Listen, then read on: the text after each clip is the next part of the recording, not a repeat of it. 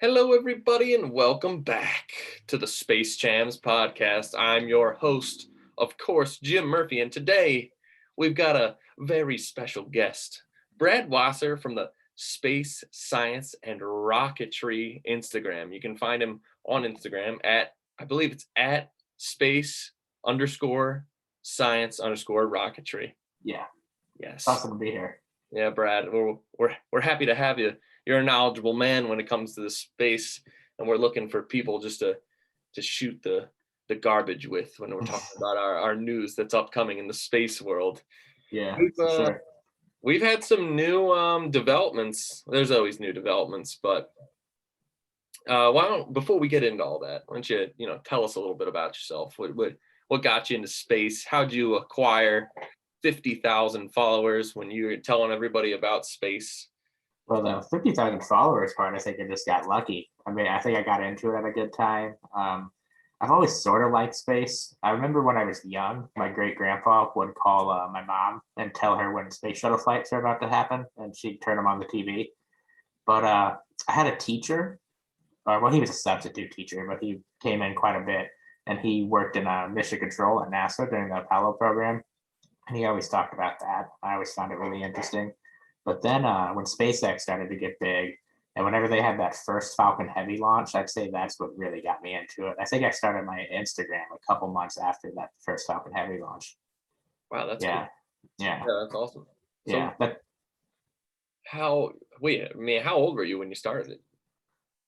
I think it was 3 years ago, so probably about 16. Nice, cool. Yeah, Yeah, see, I mean, it takes forever to get those types of things going.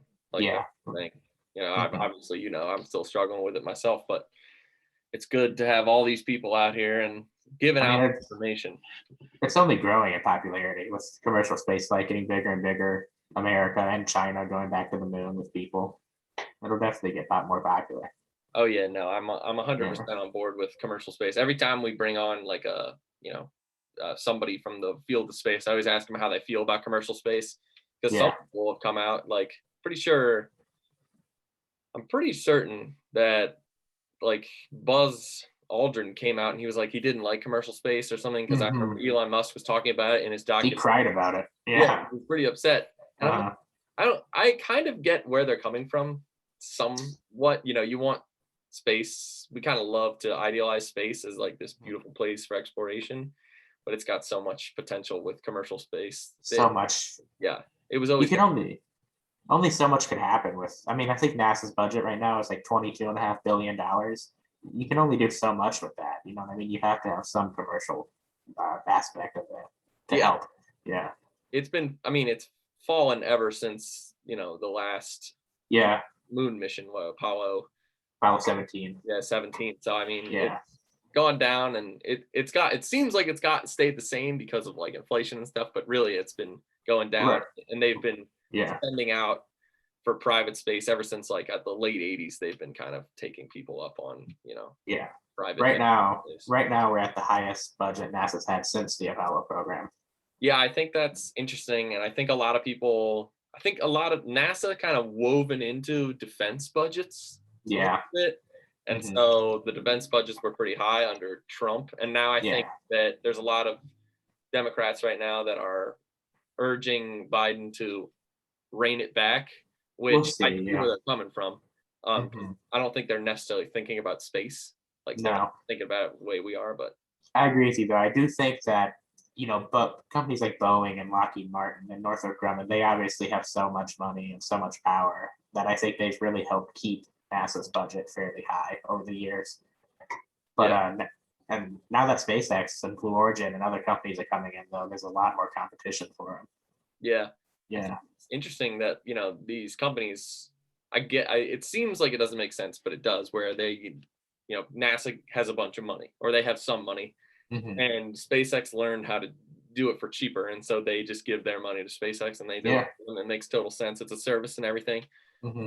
But I'm also like, aren't NASA supposed to be like the pinnacle? Like, how come they're not taking care of this? But also, you got to think about, I mean, and the way I think about it is NASA, essentially what SpaceX is they're like a bus system. They're like a car company. Like they're making the Yeah. transportation tools. They're not Mhm. making like, the stuff inside of the car, they're not making Yeah. the GPS and everything. So I think that's kind of I mean, I think what NASA wants to do, I mean, I think going to the moon in the 60s was like, that's pretty crazy. We went to the moon before we had a big space station. That's pretty crazy. But, building the space station in orbit and the ISS in the late 90s and early 2000s, I think their plan really was they wanted to commercialize low Earth orbit.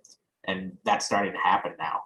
And now that that's happening, they want to go and commercialize cislunar space, the space in between Earth and the moon. And once they do that, maybe they go on to Mars. I think it's a pretty solid strategy because it keeps NASA on the cutting edge. You know what I mean? They're always sort of the farthest out, going to the moon and going to Mars. And I mean, like, that's what they want to do with the space stations. They want to eventually retire the ISS in the late 2020s and start using commercial space stations that they don't own and operate, but they essentially rent, almost like an apartment in space. Yeah, that's cool. And that I Yeah. think that it seems to make sense, have Yeah. others do it for you at a Hmm. cheaper and they can make them better. And Yeah. then we talked to Jennifer Maxwell last week, who's from JPL, and she was talking to us about how JPL stays on the cutting edge. Like that's what they do. Like they're not Yeah. building rockets, they're building Perseverance. And so, Hmm. they're exploring Mars. Nuclear propulsion engines, Yeah, stuff no like one else, that. things that no one else can really be doing. Yeah. That's what they do. Mhm.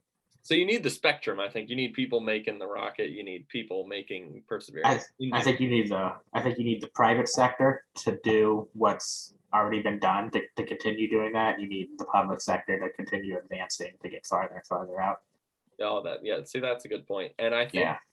part of me believes, depends on how determined Elon Musk is, but he might take it to that next level where he takes private to the cutting edge. If he Yeah. takes people to Mars, through his own system, that Yeah. would be pretty incredible. I mean, they're already working with NASA very closely. So Yeah, I mean, yeah. yeah, it's pretty cool. Hmm. Actually, what in the news we've been seeing over the last week, we got pictures.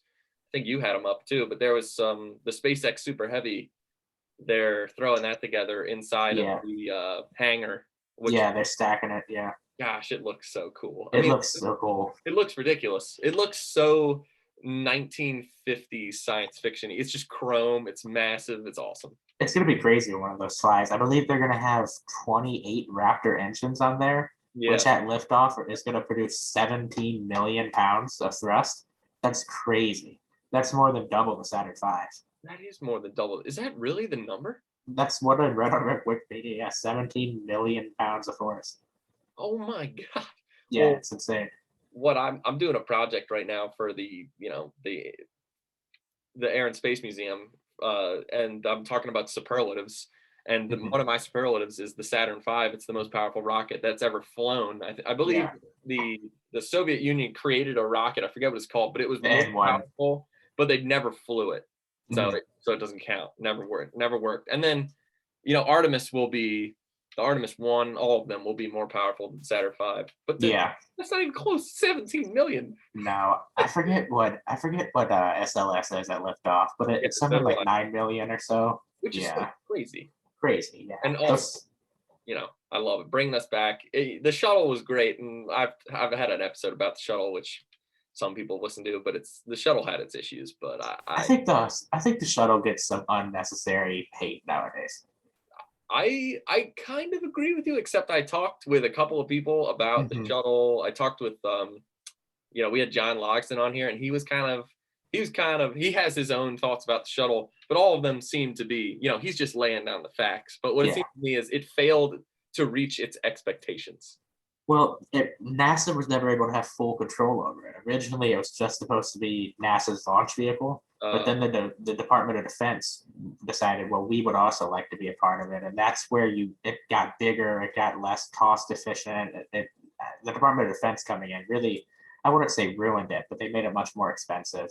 yeah, well, And yeah, I think a lot of people, well, I'm not, I'm not certain about a lot of people, but a lot of people said that having the space shuttle be the only, access to space was going to be a real big issue back in hmm, the day. And so they were a little bit worried about that. And they said that that's why we still needed what disposable rockets, or I forget the scientific term for it.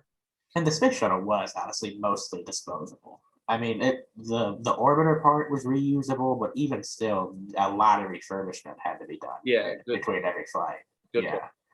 and they recovered the solid rocket boosters, but even those they stripped down to like the bones and rebuilt every single one. Yeah. So they weren't really reusing them. Yeah. Was I reading it correctly? Are the rocket boosters that were used for the shuttle, will they be a part of the Artemis SLS rocket? Yeah, so on the shuttle they used 4 segment solid rocket boosters. Mhm. So I don't know if you've ever seen how they're constructed, but if Yeah. you look at the solid rocket boosters, there's sections and then there's a large O-ring, they call them, around each section that kind of glues the sections together. And one of those O-rings failing is actually what caused the Challenger explosion. Oh, But okay. yeah, but they used 4 segments on the space shuttle, but here on SLS they're going to use 5 segments. So it's bigger, more power, and then yeah, Cool. Yeah. Well, there you go. We're kind of moving into the future, but yeah, the Starship. So SpaceX has been launching a bunch of Starships, doing their hops and everything, and those have been fun to watch. they're amazing. Yeah, They've failed and succeeded in different ways, and we all Mhm. know kind of what's been going on. I think the latest one was the SN10. yeah, and it landed, It but it landed landed pretty hard. and then exploded because it hit the ground pretty hard. And we were Yeah, talking earlier, we were saying that the legs are really the strange. legs are weird. They're They're weird. skinny. They don't seem to really. You'd think they would have more of a surface area on them to give it more of a foundation. I would also think there would be some kind of give. They seem like they Yeah, hit the ground. There's no hydraulic I agree. On the Falcon 9, the Falcon 9 legs, they have that crush stage in them Yeah, that's made that kind of takes them that. And I think Starship has some of that, but that SN10 landing, I think Elon said it landed at like 10 meters a second, which is pretty fast. yeah, And it crushed the legs quite a bit, and that damaged one of the tanks and caused it to rupture and explode a couple minutes later. yeah. But I mean, it still is early. I assume they're going to make a lot of changes to the legs. Yeah, and we were talking. Well, Starship, it's like 50 meters tall, and they were doing they've been doing their static fire tests and everything, and they've been doing their hops. The Super Heavy that they're building, 70 meters tall, and it's for interplanetary missions, and it will be able to land vertically on Earth. So if it goes up, Yeah, it'll be able to land itself. That is going to be, if that insane. really happens, that will be Mhm. insane. That will Have you be crazy. have you seen their video where it comes back and it lands after the launch site, and it then they take a crane and they put another Starship on top of it and launch it again? No. It's insane. Yeah, if they actually pull that off, it's completely game changing for spaceflight. Yeah, it'll be huge. Like I said, they're like a bus company. They're like Yeah, building buses basically, which is building buses. Yeah, um. So they did say that this one, we were talking about earlier, this one's just being tested to see how they'd assemble it and see how they would actually get it to move it. Yeah. the launch pad. Hmm. But Elon Musk says the second one's gonna fly. Yeah. So that could happen in a few months. Few months, and honestly, the Super Heavy is not nearly as complicated as Starship. It's almost like a Falcon 9 just on steroids, almost. Really similar flight pattern. It goes up, it lands down. It doesn't have to do that crazy, Belly. complicated flip maneuver, the Yeah. belly flop. Yeah. So I imagine they won't have much trouble with that. Yeah, well, they're talking about so they're on what SN10, and that blew up, I think. So Yeah. I've read some things that they're going to skip 12, 13, 14, go straight to 15, but this is not confirmed. Hmm. But they're saying that they were doing that so that they could do some modifications to the body flaps, like we were talking about, for that Yeah. that has to do, and also for the legs. So they're saying they're Okay. going to make big modifications for that, but I'm not certain if that's going to happen. I mean, that will definitely happen, but I'm not sure they're Mhm. going to skip the other starships. I mean, Well, I imagine it's dependent on what happens with SN11 in the next couple days, if that's successful. I know they also want to add more thermal protection to the belly of Starship. I Oh, saw them putting those panels, yeah. the Mhm. hexagonal. But in the future, then, like, an orbital Starship launch, the entire belly and the flaps would be covered in those hexagonal thermal protection system things. So I mean, I imagine at some point they're going to start flying them like that in hops. And I know they want to start getting higher and higher. I think they're going up to 15 kilometers right now. Yeah. I don't know what would be next for them, but that'll be cool to see.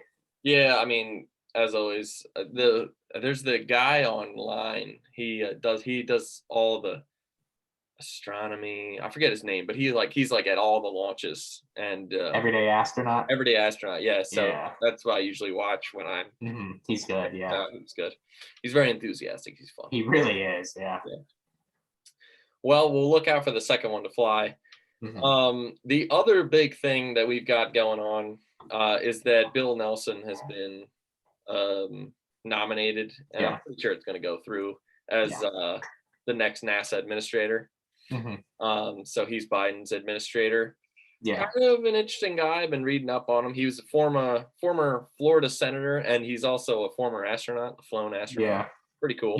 He flew on STS-61C, I believe. Yeah, I think he was in space for like 6 days. 6 days, yeah. Interestingly enough, the mission he flew on, one of his crewmates was Charles Bolden, who also went on to be NASA administrator, I believe, under Obama.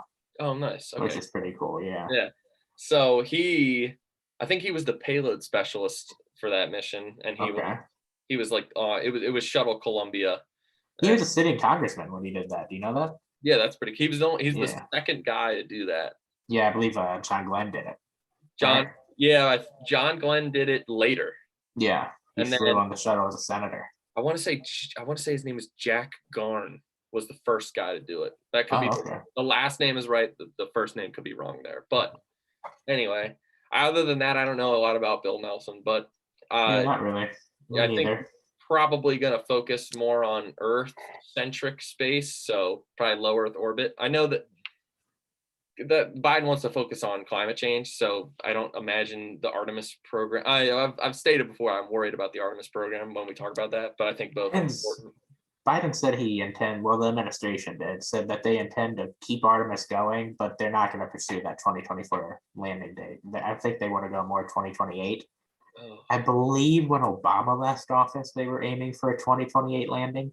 So that's probably what they'll go back to, which is more realistic, probably.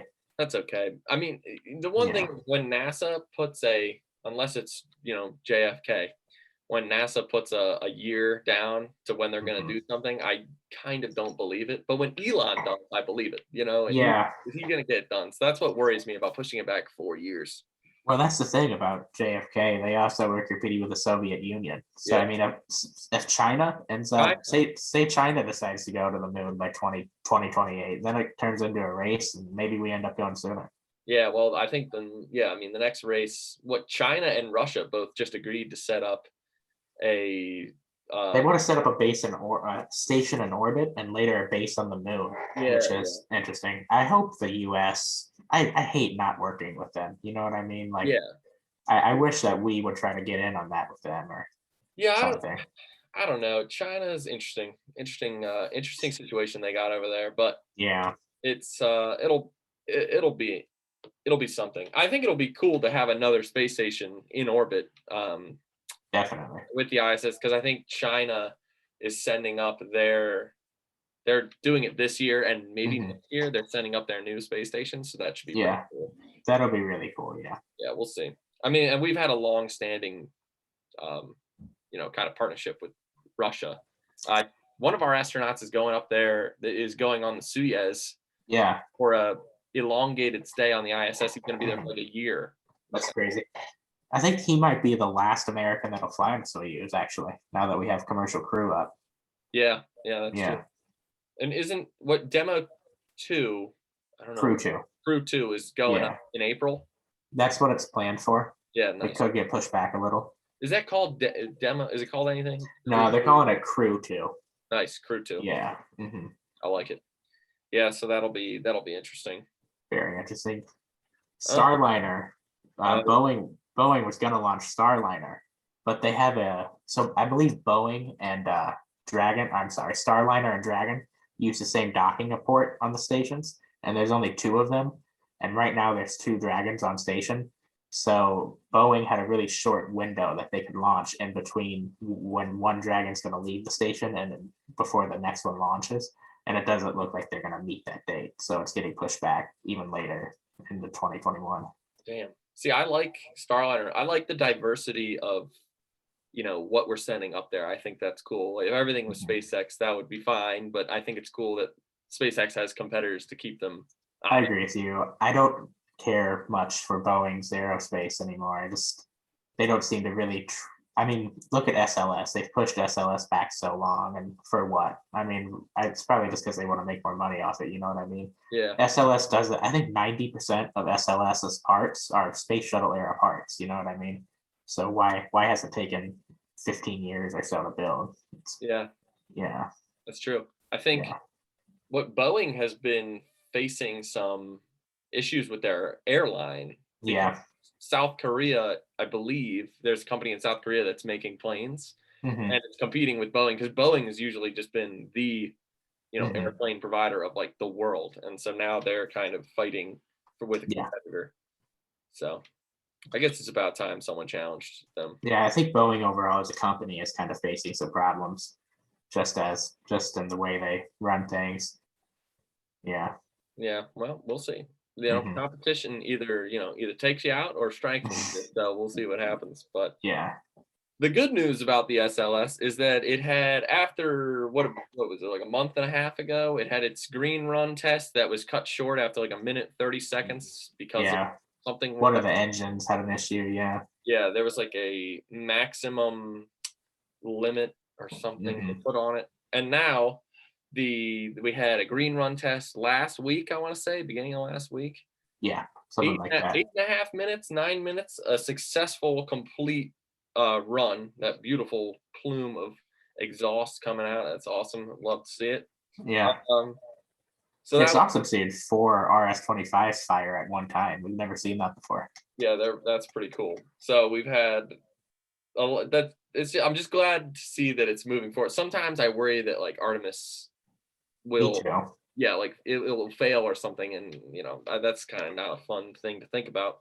But I talk I talk a lot of bad stuff about SLS, but I am excited to see it fly. It will be really cool. 4 RS-25s. I wish they weren't just gonna kill the RS-25s essentially. I mean, once the first stage is over, it's gonna fall into the ocean and we're gonna lose them. You know what I mean? yeah, you It'd be think nice. The RS-25 is probably the most complicated, most advanced rocket engine ever developed. I mean, even still with Raptor BE4, it's still probably the most complicated. So it sucks to see them, and they're made to be reusable. So it sucks to see them just kind of get thrown into the ocean. well, that's a shame. But Yeah, I'm more of a I'm more of a what is the best word? It seems like I'm more of a motivator. You're yeah, like an X's and O's guy where I don't know a lot about rockets. I want to learn more about the individual rockets and everything. So I got to take your word for it. But the good news is, well, one, you think reusability would be on their mind now because of the Falcon 9 and the yeah. Starships. Like that's where everyone's going. Hmm. Even Blue Origin's what New Shepard, it only goes to, you know, Suborbital, off yeah. orbit, but it's reusable. And then I'm Hmm. assuming the new Glenn, they will. Well, I guess there's no that hasn't been talked about, but I'm assuming they'll try to have some reusability. Yeah, they plan to land the first stage just like SpaceX does on a ship. Yeah, cool. Yeah, their ship is actually different. It's not a drone ship. It's like a big cargo ship that Yeah, they've yeah, converted into a landing pad. it's pretty cool. I remember seeing that come out. That was pretty cool. Yeah, But the other thing, talk about reusability, the Dynatex. We were talking about how the human landing systems and everything. yeah. What were you saying about that? So I think it's Dynetics or is it Dynetics. Dynatex? I'm not sure. Yeah, but they originally they're calling their lander Alpaca. It's an acronym for something. I'm not quite sure. But That's they planned on what they planned on was having two main fuel tanks attached to the capsule, and on each side of those main fuel tanks there would be drop tanks. So what it would do is as it was landing, it would use the fuel in those drop tanks, and then once the drop tanks ran out of fuel, they would release the drop tanks, which would release it would make less mass on the lander overall and make it more efficient. But having those drop tanks obviously hurts reusability. So what they've done is they've modified the design and they've gotten rid of the drop tanks and just extended main fuel tanks so that it can land and launch back into orbit without having to lose any parts, which makes it much more reusable at the end of the day. And we know that the original date for all of those to be ready. So, the human landing systems the contracts were given to Blue Origin, SpaceX, and Dynetics, or Dynetics, whichever one it is. But Yeah, you're a smaller company going up against SpaceX, which gets things done, and Blue Origin, which I talk a lot of crap on them, but they have the absolute potential to get things done. And now, instead of March, I believe they're focusing on, now it's going to be April, and so they're going to cut it down to 2. And I kind of hope they get it, because it seems like they're trying to make it work. I honestly like all of them.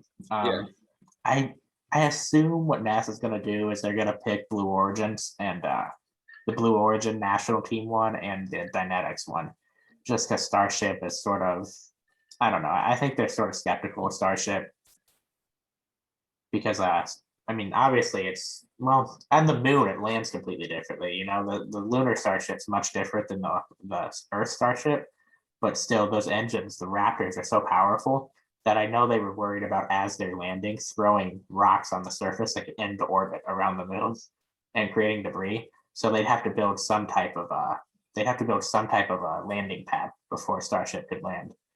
Wow. Yeah. But the Blue Origin one, I think, is definitely the favorite.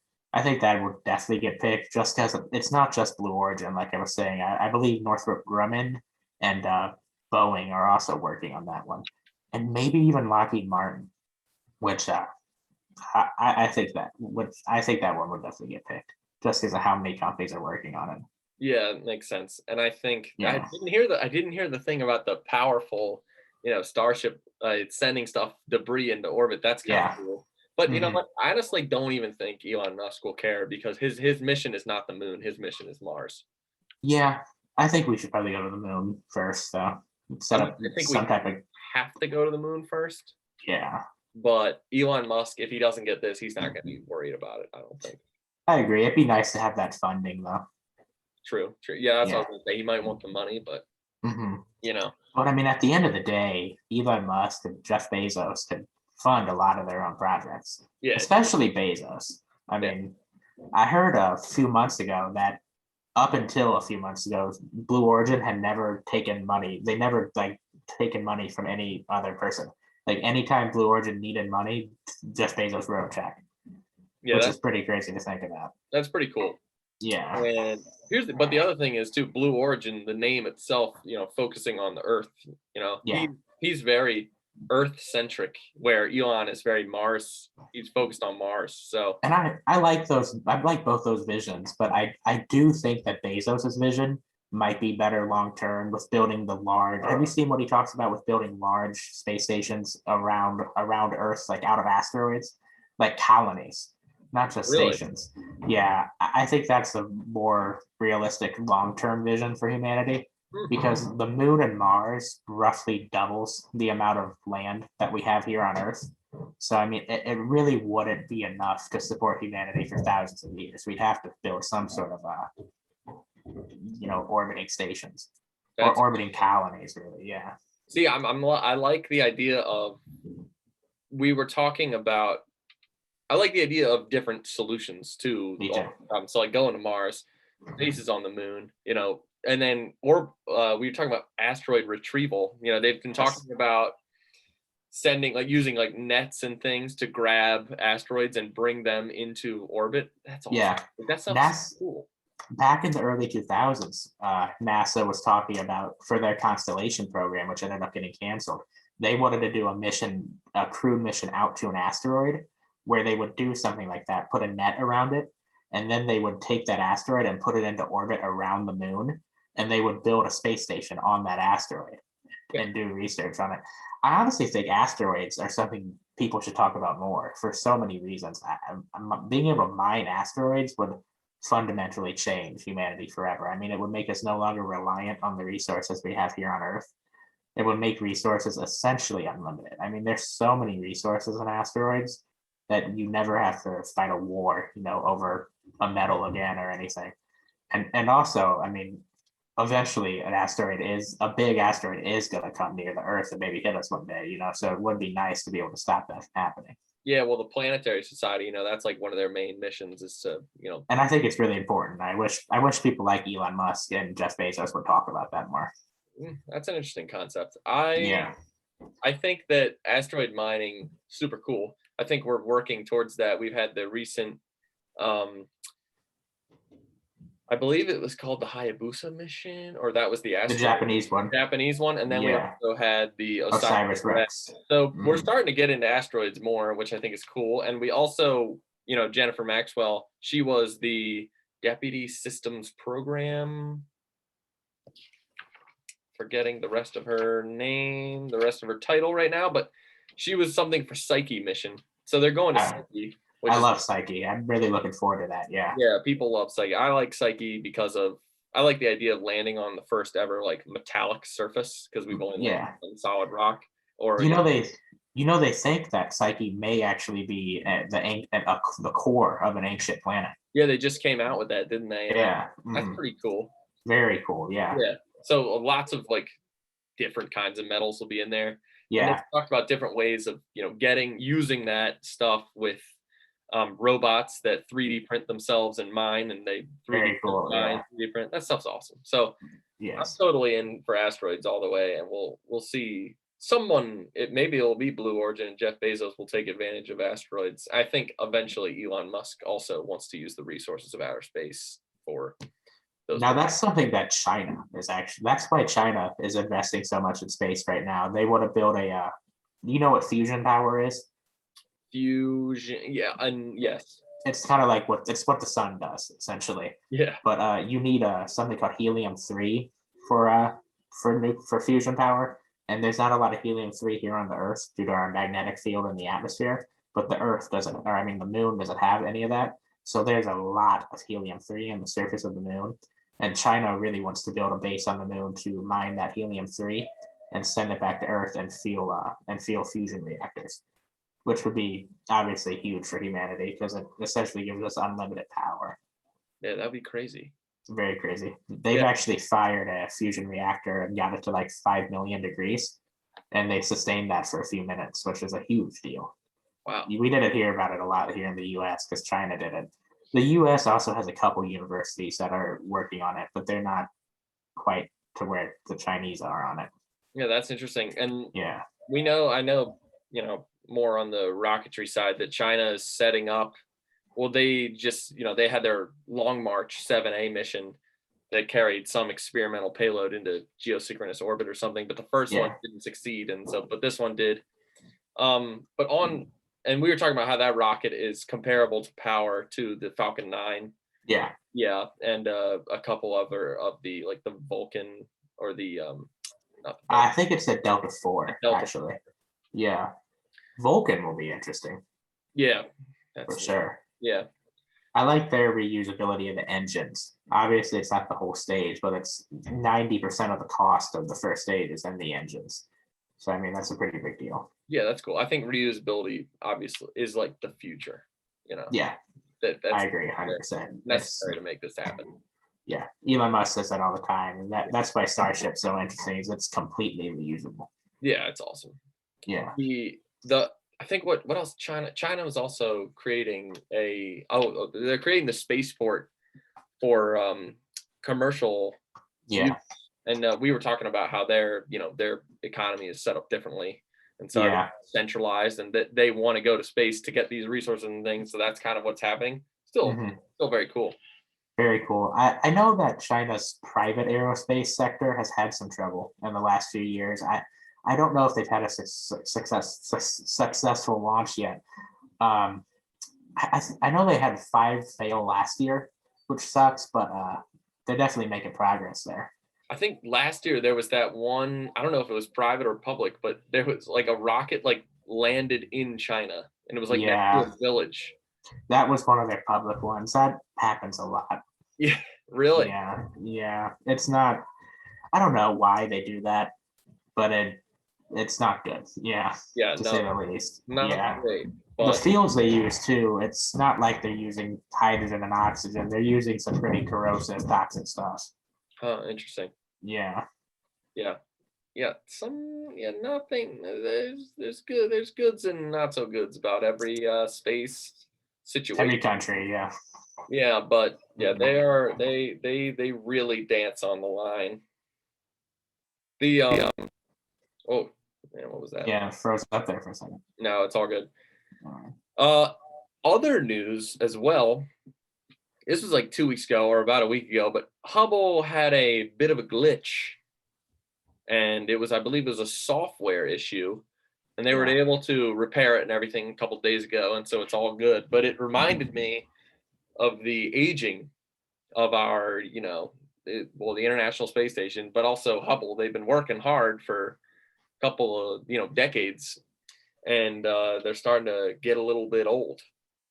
Yeah, I mean Hubble's very old. I mean it was supposed to be repaired routinely by the space shuttle, but obviously the space shuttle's been retired now for a decade. So I believe it has four gyroscopes on it, and two or three of those gyroscopes have failed.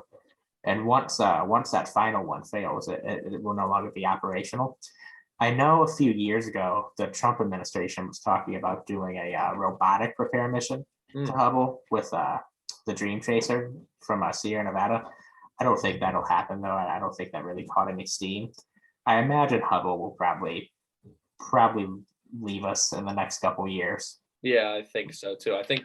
I believe it had 6 repair missions, or um, you It know, had several, yeah. yeah, it I'm had, not sure the exact number. but it's lasted a while. It's obviously given us some great pictures. But the good news about the Hubble, glitch and everything, and it's getting older, is that we have the James Webb Space Telescope going up Yeah, on, I believe, Halloween. Halloween, yes. Right. Yeah, We at just least that's what it's scheduled for. Yeah.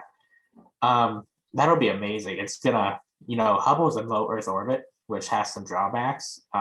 James Webb is gonna set out at a Lagrange point between the Earth and the Moon. So essentially, it's gonna sit in one spot in space, and that gives it a lot of advantages because it's able to see much more of the sky at all times, and it's able to do much more long duration viewing. You see what Hubble's in low Earth orbit. So as it's orbiting the Earth, it has short windows of time where it's able to view something until it's no longer in sight of it. But James Webb won't have that problem. And obviously, James Webb is far more advanced. It's the most advanced telescope ever made. It'll actually be able to observe some exoplanets around other stars, which That is just amazing. Yeah, that'd be awesome. Yeah, we yeah, we had a wonderful guest on, Sarah Blunt, who was she's a student at Caltech.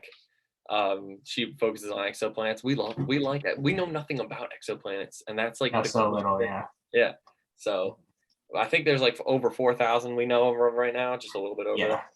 Mhm. That's cool. Obviously, there's millions out there. Yeah, there's millions out there, but Yeah, kind of cool. very cool. The Well, the future is coming for sure, for all these things. James Webb should be exciting.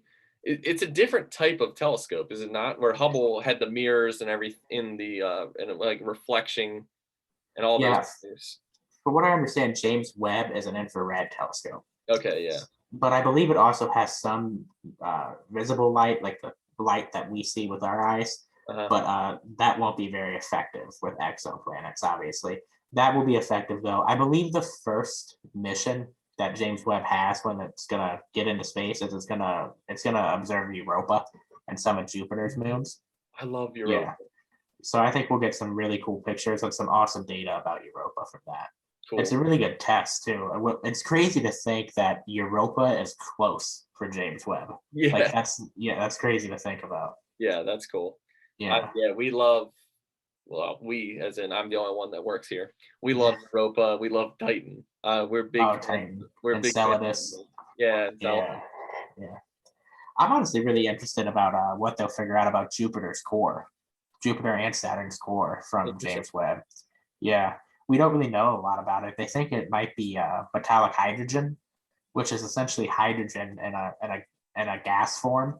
But in the heart of Jupiter, Jupiter's so massive, obviously, that there's so much pressure in the core that it turns this hydrogen into like a solid almost. Wow. Yeah. Yeah, It's pretty That crazy. will be something.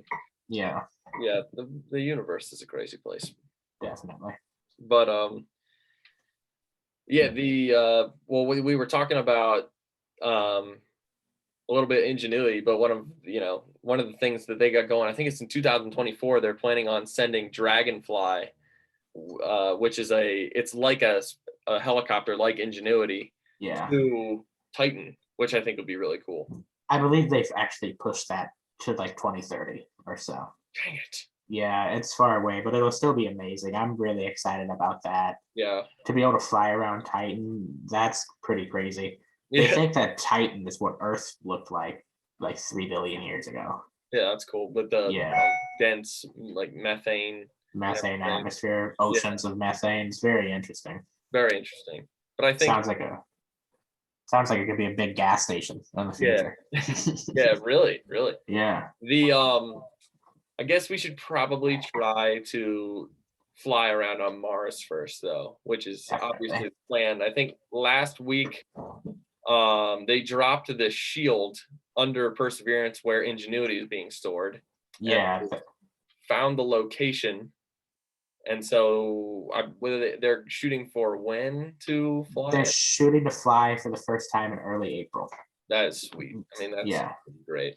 yeah, it'll be really cool. That shield that they dropped is what protected it during its landing sequence. Yeah. Now, Yeah, is Perseverance going to watch it fly, or does Ingenuity have its own cameras? I'm not really sure myself. Ingenuity is a completely separate spacecraft. It operates on its own. I Yeah. believe, however, what they're doing is on from Earth at JPL. They send commands to one of the orbiters in orbit around Mars, and that orbiter sends the commands down to. I believe that it sends it down to Perseverance, and then Perseverance sends the commands to Ingenuity, and then Ingenuity flies. But Ingenuity has its own cameras, it has its own sensors, so we'll get some really cool pictures. Yeah, that would be cool. I'd also like to Yeah, see a picture from Perseverance of Ingenuity flying. I agree with you. Yeah, I hope they Yeah, do that. that would also be I really cool. I don't know if they're capable of taking video on Perseverance, but it'd be very cool to see some sort of video of it taking off. Yeah, that would be awesome. Yeah, That's very science fictiony. and also they have a microphone on Perseverance, so we may be able to hear it. Mm, Although pretty thin atmosphere, who knows? true, true. Yeah, The well, speaking of the science fictiony nature of this, we've had just some good old fashioned. Well, it's not even nerd stuff anymore, but no, it's very mainstream. we've been watching WandaVision, and then we just had our first episode of Falcon and the Winter Soldier. Yeah, Both, I'm really excited about Falcon and Winter Soldier. yeah, That's first really episode good. was awesome. Very cool. Love the reintroduction of Zemo coming in. Well, he hasn't come in yet, but he will be, and he's got the mask on. He's got the classic look. So Yeah, I guess spoiler alert here, right? So should we give that up? I don't know. I don't know if we're allowed to. Yeah, I don't know. Did you see Snyder Cut? Yeah, I did see Snyder Cut. All right, You- give me your thoughts first. Give me your thoughts. For everyone who doesn't know, Snyder Cut, Justice League. Justice League came out, I don't know, 3 years ago. 3 years, yeah. It was not that good. Got like No. a 40 rating on Rotten Tomatoes, and now this is the original director's cut. And so, all right, continue. I thought it was amazing. Honestly, it's infinitely better than the first one. In the first one, Cyborg and Flash weren't even characters. Like they weren't important. But in Snyder Cut, Cyborg was like the most important character. Well, I guess Superman, but Cyborg was the second most important character, and Flash actually helped in this one, which was good. I liked all the characters. Even Aquaman. I didn't really like that Aquaman movie, but I thought it was very good. I don't know how Warner Brothers managed to ruin that first Justice League movie. Yeah, my thoughts on Justice League. First of all, way better than the first one. Way better. I think it's given a 73 on Rotten Tomatoes. I think that's perfect. Okay, yeah. But way better. I like the introduction of the new characters. I mean, we had. This is also a spoiler, but this movie is. Forget it. No, all right, we won't spoil it. There's new characters Okay. that I like from the original. I agree with you. I really like it too. Yeah.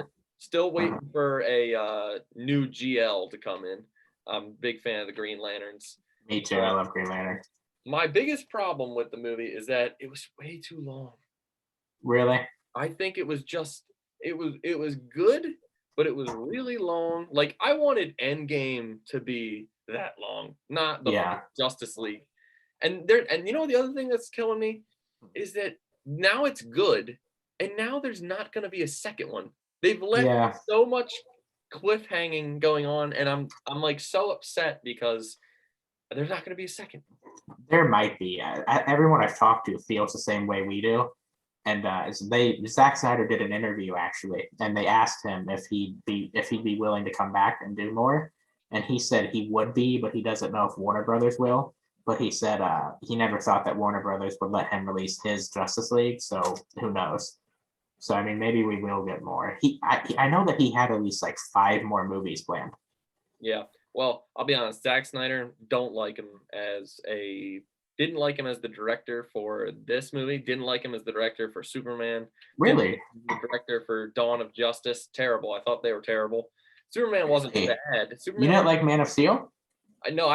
Man of Steel was okay, except the super. Why is Superman so dark? Like I Superman. think that's what they're going for. I And know. I kind of like that dark vibe. I like Avengers, but I don't love the sort of like everything's like real. It's kind of Disney like. It's very happy and everything. Happy is fine, I guess. But I've always liked Batman, sort of because of that dark side that he has. Well, here's the thing. I love Yeah. Batman, but Batman in Justice League was the funny guy, and Superman was like the serious guy. So that they like flipped the switch on me, and I was Yeah. a little upset at that. But so I think Henry Cavill could be a great Superman. I think Me Gal too. Gadot could be a really great I Wonder. think she's a good Wonder Woman. She is, but they Yeah. write them terribly. They write them terribly. That's my problem. That the dialogue was really bad in that first Justice League. I liked it more in this Snyder cut. I also liked it more in this one. Did you see Wonder Woman 1984? I didn't watch it. I was going to, but then all my friends said it was so bad. It was literally So the worst movie I've ever seen. really, Yes, which is a travesty because the Wonder first one Woman, was good. Cheetah, both cool. Yeah. But they ruined it. They ruined it. Now you know they want to set up the Legion of Doom, Yeah, which is great. which would But be very cool. They've already introduced Black Manta. They introduced Cheetah, and I guess this is a little spoiler. The Justice League sets up the Snyder Cut is supposed to set up a solo Batman movie yeah, with Ben Affleck's Batman, where they were going to introduce the Riddler, and that would have been really cool. And he would have been a big part of the Legion of Doom. I hope they still do it. I hope they bring everybody back and they do it. here's what I think their issue was. I think they tried to build up. They didn't build up enough to the Justice League like the Avengers did. They just did it, and so Agree with you. they Yeah, didn't give us enough time to. they rushed it. Yeah. Yeah, they rushed it. And I Why think did I don't get why they released Aquaman's origin story after Justice League? Like, shouldn't we have gotten that before the Justice League movie? yeah. Also, Yeah. if it was before, oh yeah, is that chronologically correct? No, it's Yeah. because the king. No. No, exactly. Yeah. It doesn't even No. make sense. That's not chronologically correct. Yeah. So they don't even make sense anymore because and also he meets Hera in the Justice League movie. Everyone knows that already. And then he like doesn't know her in the next. So it doesn't even make sense, which is another terrible thing. You know what's funny is Mara in the Justice League movie, she's British, but in the Aquaman movie, she sounds like an American. Well, I don't know. Being a Marvel MCU fan, Yeah. Wanda loses Yeah, that. what happened to Wanda's accent. accent? I I always like that they wondered make that. fun of her in it. They're like, "What happened to your accent?" She's like, "What happened to yours?" Yeah. I like how they did that. Even But in WandaVision, though, her accent came and went sometimes. yeah, it did come and go, which is kind of Yeah. weird. But WandaVision ended on a great note. I thought it was cool. I thought it was gonna set up a good possible. I don't even care if you people watch it at this point. You're not gonna watch it. It set up a possible villain in Wanda herself, which I think is kind of cool. Very cool. I like that, but I You think know they're go for it. they're planning on doing a Doctor Strange Wanda movie. Yeah, that would be that. I mean, everyone was waiting for him to come in anyway. Yeah, I'm really looking forward to that movie. Yeah, so that should be cool. The my overall thoughts about DC EU at the moment is it's garbage. Overall, it's garbage. To me, Yeah. like a 50. But Justice League Snyder Cut is worth the watch. I like Snyder Cut. I like Batman vs Superman. I liked Wonder Woman, and I like Man of Steel. All right. Yeah. There you go. I like Man of Steel. I like a good amount of Wonder Woman. I think there's some bad parts in it, and I liked Aquaman. It was fun. It was okay. But it was okay. Yeah. Yeah, that's kind of my final thoughts on the DCEU. I just hope they continue it. I think or start over something. Yeah, starting over would be rough. Okay. I don't know. But but I understand. The what I am happy with is the WandaVision and the Winter Soldier, Falcon and the Winter Soldier are creating like great narratives in TV shows, but they feel like Marvel still. So it's fantastic. It's crazy. In that first Falcon episode, it looked like a movie. Yeah. Like the special effects and everything. I felt like I was watching a movie, but it was a show, which it's just crazy they're doing that now. Yeah, which is awesome. And I'm glad they did that because the old Daredevil show I liked, but it had some terrible acting and the production wasn't as good. These are great production value. They're awesome. Yeah. I mean, it's Disney. So True. Yeah.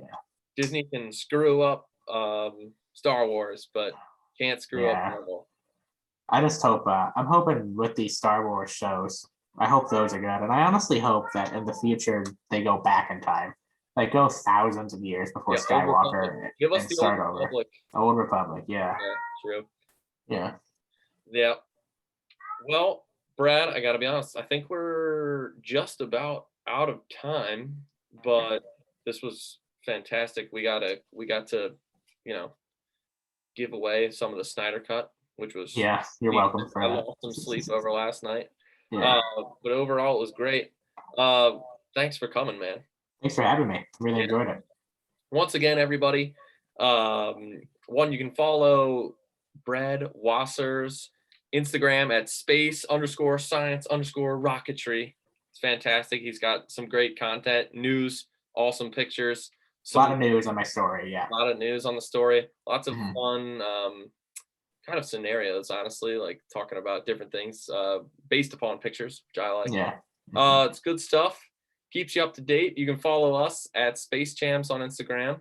And I think we'll be seeing Brad in the future to talk the stuff once again. Awesome. I look forward to it. Brad. Good day, sir. Everybody, remember to keep on looking up.